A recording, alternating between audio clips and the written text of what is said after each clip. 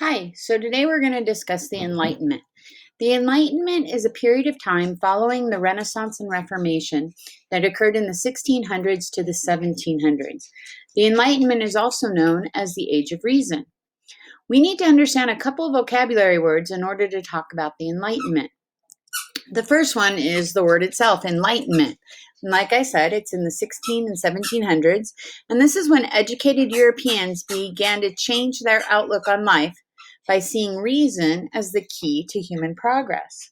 So not only is the Enlightenment known as this idea of new ideas, it's also known as the Age of Reason, which is another name for enlightenment. And reason is the idea that you apply new information using logic and perhaps coming out with a different understanding. Now, many of the philosophers who set out to be part of this enlightenment would meet together in little groups. And these little groups were known as salons. And salons were places where not where you get your hair done like we do today or you get your nails done. A salon was a place back in the 16 and 1700s where you went to talk, to chat. It's like the olden coffee shop, all right? And a philosopher was a person who was sometimes a scholar, sometimes a deep thinker. They could also have been a religious person, but anyone who wanted to discuss key ideas and turn them on their heads a little could be a philosopher. Reason is what they discussed, using logical thinking, taking information you've gained, and creating a new understanding instead of using superstition or old tales.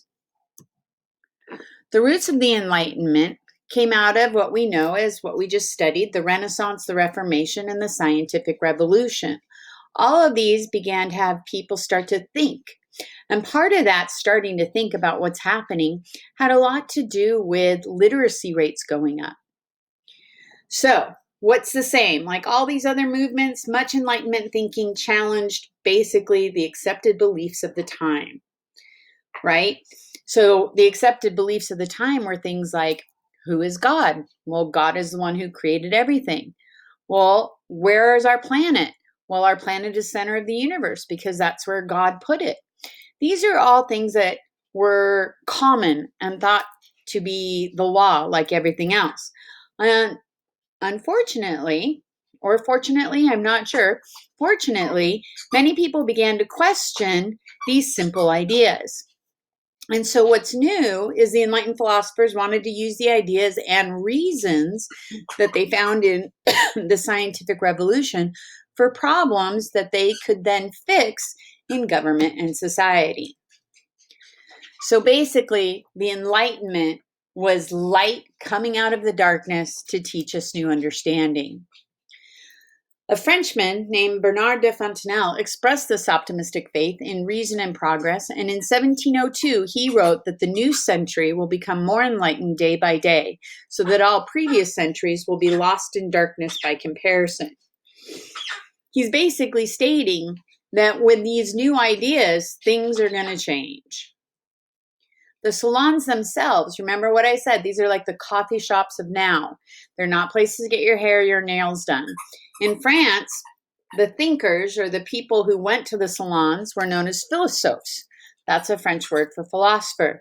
And they championed the idea of reason in government, taking these new ideas, looking at them logically, and determining what is the best way to govern the people and how do the people want to be governed. These philosophers would gather in their informal meetings called salons, and they would exchange and debate these ideas for hours to try and come out with the best recommendations. Many salons of the time were organized by women. This is shocking, I know, because women really weren't thought of as the great thinkers, the philosophers of the time. In fact, oftentimes they were placed in non-educated settings. But women were the ones who would gather the philosophers together and then help spread the ideas of the Enlightenment. So why is all this important? Many of our ideas about government, including our own Constitution, our Bill of Rights, They come out of these salons and out of these philosophers. The Declaration of Independence and the American Constitution got their ideas directly from the Enlightenment, the idea of men all wanting to be free, and so on. In fact, many of America's founding fathers studied the ideas of the Enlightenment during the American Revolution. So, enlightened thinkers, generally speaking, rejected authority and upheld the freedom of the individual. They believed that you could think for yourself. René Descartes was famous for saying, "I think, therefore I am," meaning because I can make decisions for myself, then I am truly existing. Enlightenment and the government. Excuse me. Enlightened thinkers criticize accepted ideas about government. Some question the medieval belief in the divine right of kings. And remember, the divine right of kings said that God put me on the throne and that's why I am the authority. Well, enlightened thinkers said, well, wait a minute. What if he is challenged and he loses the challenge? Does that mean God lost interest in this particular king and the new king now is divine right? And the enlightened thinker said there's a problem with that ideology. Many of the enlightened thinkers stressed individual rights, and they believe that the government, whether it's a monarchy or not, should respect that individuals have rights. Enlightened thinkers also felt that people should have a say in how they are to be governed. Now, one of the big problems in Enlightenment was religion, because religion was the focus of everybody's life. In the Dark Ages, you saw it started to slide away a little bit in the Renaissance and especially in the Reformation, but religion is still the central focus of most people's life. Enlightened thinkers believed humans were capable of discovering truth for themselves instead of being told what the truth is by their leaders or their religious leaders. Many believed in a powerful deity or God, but some enlightened thinkers said that we don't need the church to believe in God. We could believe in God in our own fashion, and that's where you saw the Reformation. Others believed that God was different for everybody, and perhaps this all-powerful deity wasn't necessarily a God. And so these people were called deists. Right and wrong, according to the enlightened thinkers, wasn't just based in the Bible, but should be based on your instinct as a human being and how you're going to complement society. Thomas Hobbes believed, and he was an enlightened thinker, that everybody was mean. He published a book called Leviathan. He wrote that everybody was driven by a restless sense for power, and that without laws, people would be in conflict. Many of you probably read Lord of the Flies when you were in 9th grade. And you remember, without laws, the boys got a little crazy. Well, Thomas Hobbes would say that would be naturally what would occur. He said life would be nasty, brutish, and short without laws. His idea was governments are created to protect people from their own self. Therefore, you needed your divine right of kings. You needed that absolute rule or that authoritarian rule. Now, most Enlightenment thinkers would probably disagree with Hobbes, but because of Hobbes and his ability to apply reason to the problem of politics, enlightened thinkers were able to move forward. His many ideas sounded harsh and brutish, as a word that he liked to use, but it was based in his observations about how human beings behaved. Now, we've got a couple of new definitions because we're getting into the meat of the Enlightenment. Number one, a social contract. This is an agreement between people and their government in which people give things in return for the benefit of having a government. Natural rights are those that everybody has just because they're human. A Bill of Rights is a list of basic rights a government will afford you. And a constitutional monarchy is a form of government where a king is limited by laws or a constitution. They are no longer the divine right or have all the abilities. Another man to be concerned with is a man named John Locke. Now, he wrote a book about government, and he believed that the government was there to protect people's natural rights. And remember, natural rights are those rights of all humans. He said government should protect life, liberty, and property. And he believed that government was there to protect you against any challenges to those things by others. His idea was the basis of what was known as a social contract, the social contract between people and government. If the government didn't respect the people's natural rights, then the government should be overthrown.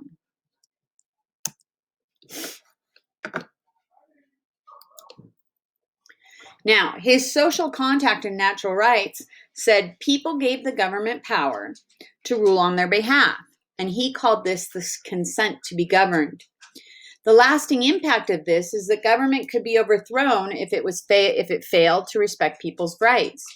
And ultimately, when you think about America and how we came to be, and you think about the people who came to America because they were escaping what the government of England was trying to do to their natural rights, then John Locke's social contract and natural rights definition makes more sense.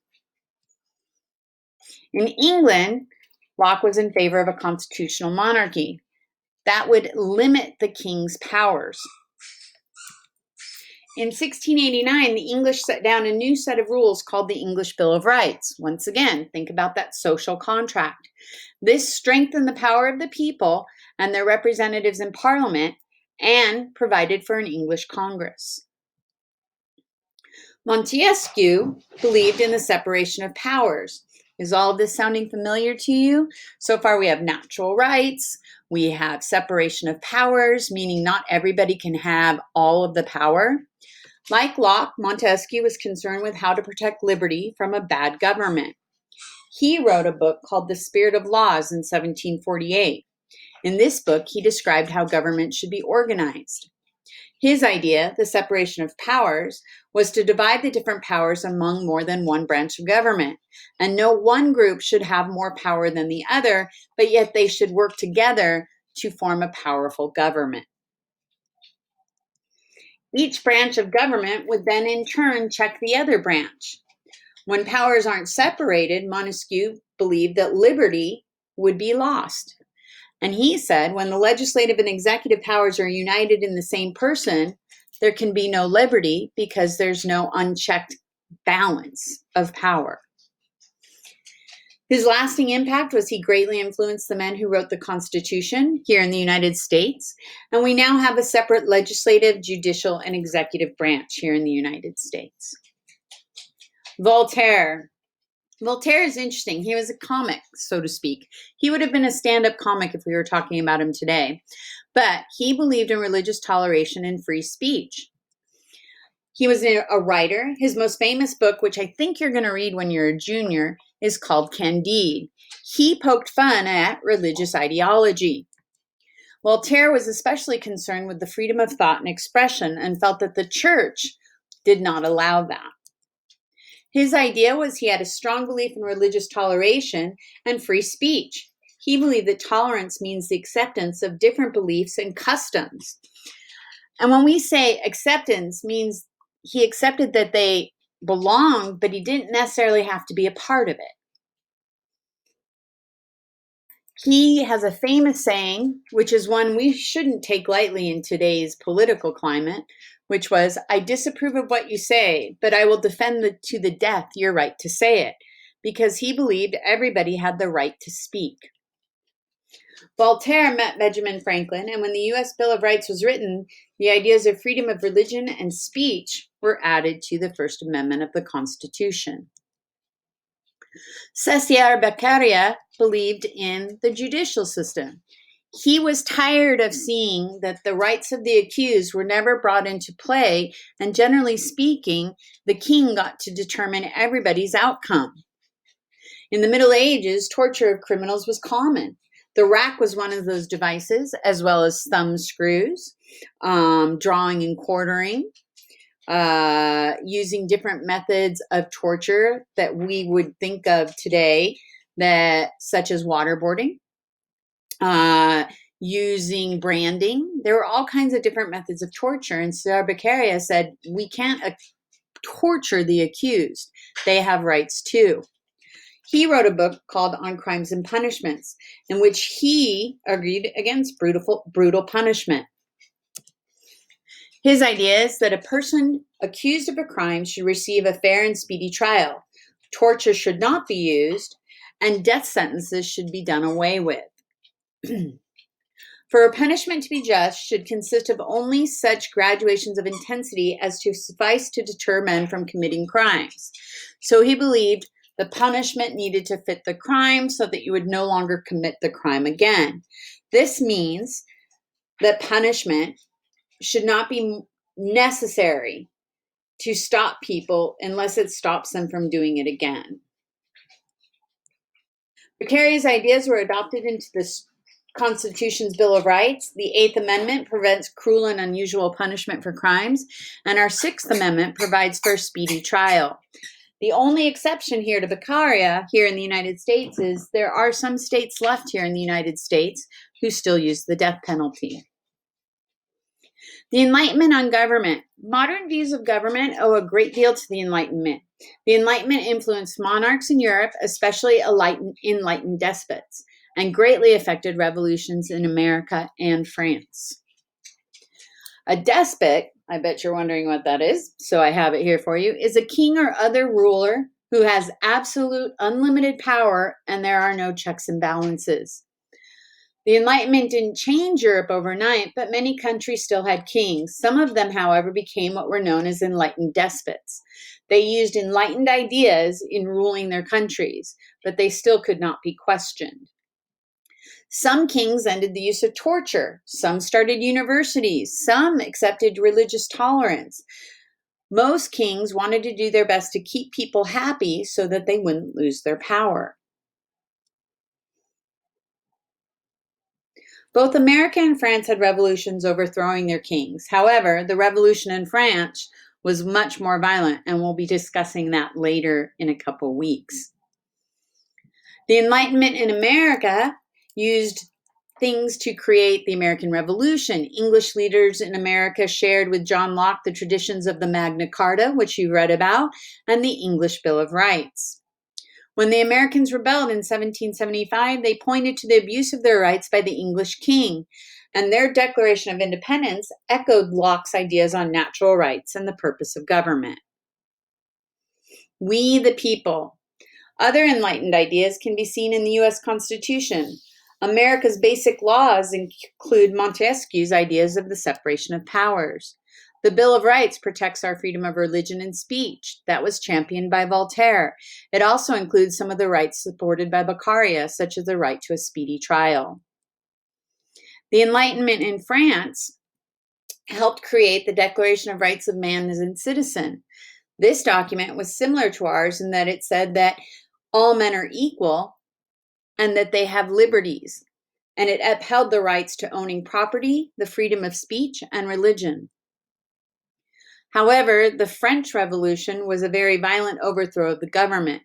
Thousands of wealthy Frenchmen and members of the royal family were beheaded on the guillotine, which we'll go into details later on in a couple weeks. Unfortunately, the French Revolution saw an end of Enlightenment ideas for a while, and the Enlightenment dream based on reason. Several women were known for the Enlightenment. However, many of them had to work under pseudonyms, meaning other names, sometimes male names, in order to get their ideas across. Women such as Madame Geoffrin, Abigail Adams, Olympia de Gouges, and Mary Wollstonecraft worked to extend ideas of liberty and equality to women. For instance, we just had the 100-year anniversary here in the United States of the right for women to vote. Once the ideas of the Enlightenment were expressed, women wanted these rights for themselves as well as men. Madame de Griffin used her home for many of the salon meetings in France. Not only did she host them, but often directed the conversations and would be the person who settled the arguments. Olympia de Gouges published the female version of the documents of the French Revolution, although she called it the Declaration of Rights of Women and the Female Citizen. She wanted equality in all things, and when she spoke out against the bloodshed of the French Revolution, They also sent her to the guillotine. Abigail Adams, the wife of John Adams, our president, was a leader in the American Revolution. And later, when her husband was president, she was integral to many of the processes that he went through.